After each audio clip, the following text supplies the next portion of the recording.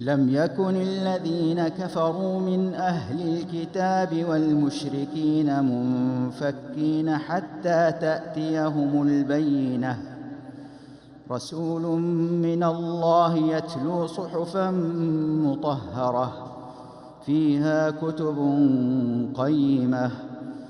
وما تفرق الذين أوتوا الكتاب إلا من بعد ما جاءتهم البينة، وما أمروا إلا ليعبدوا الله مخلصين له الدين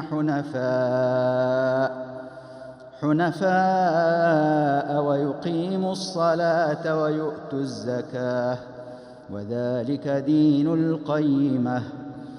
إن الذين كفروا من أهل الكتاب والمشركين في نار جهنم خالدين فيها، أولئك هم شر البرية.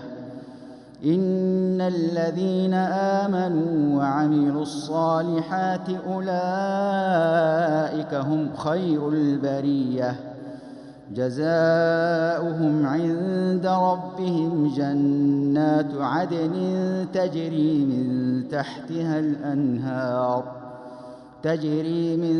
تحتها الأنهار خالدين فيها أبدا، رضي الله عنهم ورضوا عنه، ذلك لمن خشي ربه.